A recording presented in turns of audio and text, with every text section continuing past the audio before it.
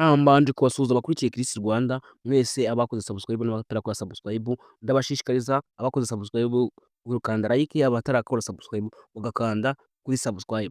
Tugiye kureba uyu munsi amazina y'abastari tuzi, ariko tukaba tutazi amazina, tukaba tutazi amazina ya nyayo y'ababyeyi babise, ariko si ukureba amazina yose, tugiye kureba abastari bakoresheje amazina yabo n'ubundi biswe n'ababyeyi. Izina rya mbere ry'uyu munsi tugiye kureba ni Bwiza. Izina nyakuri rya Bwiza bamwita Bwiza Emerance. Ni Bwiza ni umuhanzi w'umukobwa wamenyekanye mu Rwanda no hanze yarwo arazwi, ariko yanze gutatira izina ryiwe akoresha izina yiswe n'ababyeyi bamwita Bwiza Emerance. Bwiza Emerance yamenyekanye mu ndirimbo z'urukundo n'izindi yagiye akorana n'abahanzi benshi bakomeye mu Rwanda. Bwiza, dukomeze izina rya Bwiza twarivuyeho, tugiye gukomeza n'irindi zina ry'uyu munsi. Uwo tugiye kurebaho uyu munsi bamwita Platini. Platini, izina rya Platini rya nyaryo bamwita Nemeye Platini. Urumva nawe ntabwo yigeze areka izina rye, yakoresheje izina rye Nemeye. Nemeye yararyihoreye yakoresheje Platini, ahita yongeraho yongeraho P. Noneho izina rindi tugiye gukomeza, izina rindi tugiye gukomeza ni uwo bita Kevin. Kevin. Kevin, amazina ye yiswe n'ababyeyi be bamwita Semana Ishimwe Kevin. Akaba nawe yaranze gutatira Kevin, ahita avuga ati ngiye kwita mfata Ishimwe ndicemo kabiri nkoreshe ite nongeraho Kevin. Noneho urumva Kevin nawe ntago yigeze asiga izina ryiwe.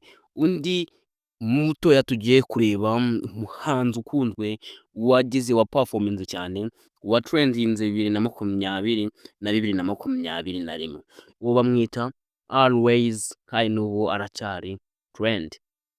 Uwo bita Always bamwita Uwayezu Ariel, akaba ari yarishiriwa Juno, ariko sinzi nimba izakomeza.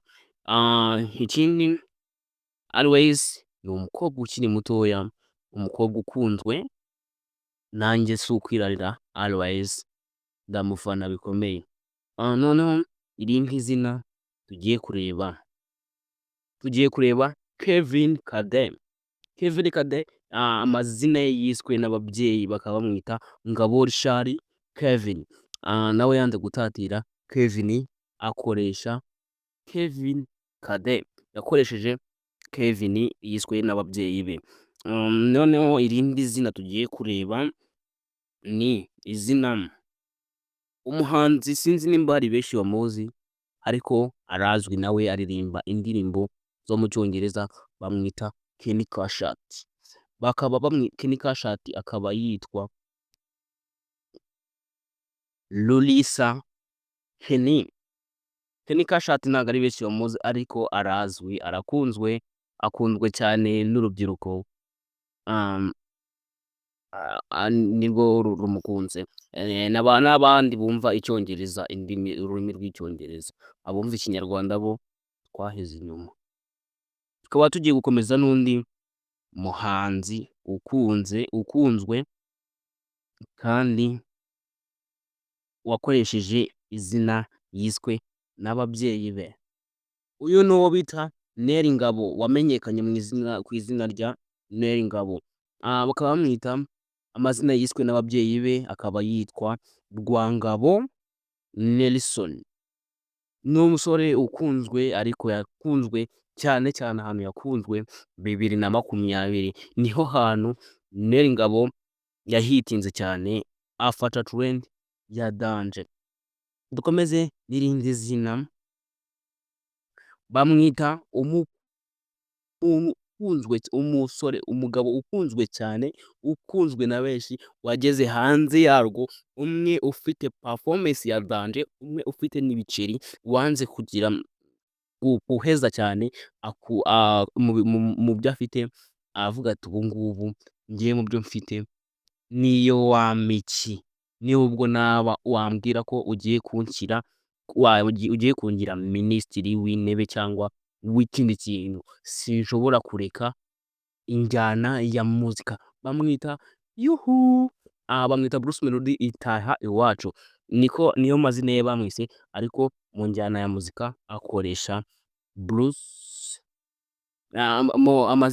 mu njyana ya muzika akoresha Bruce Melody, ariko mu mazina yiswe n'ababyeyi akoresha yitwa Bruce itaha iwacu. Uwo ni Bruce Melody. Tugiye kureba n'irindi zina ry'uyu munsi.